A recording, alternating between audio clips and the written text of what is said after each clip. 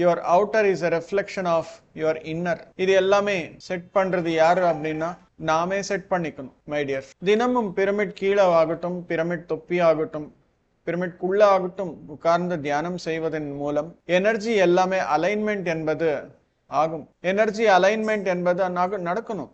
அப்போதான் நம்முடைய உடல், மனம் மற்றும் இதயம் என்பது செட் ஆகும். இதன் மூணும் செட் ஆனால் ஆன்மாவின் பேச்சு என்பது கேட்கும். பிரமிட் பயன்படுத்தால் இன்ட்யூஷன், கிளையர்வயன்ஸ், கிளையராடியன்ஸ் இந்த மாதிரி சித்திகள் எல்லாமே சீக்கிரமா நமக்கு கிடைக்கும். எதுக்காக அப்படின்னா 3 மடங்கு அதிகமாக மனம் என்பது அமைதியாக ஆகும்.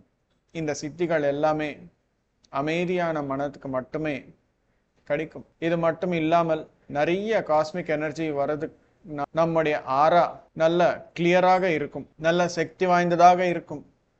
ஆட்டோமேட்டிக்கா நம்முடைய ஆரா எவ்வளோ சக்தி வாய்ந்ததாக இருக்குமோ அவ்வளோ ஆரோக்கியம் என்பது பெற முடியும். அவ்வளோ நெகட்டிவிட்டி என்பது நம்ம கிட்ட வராது.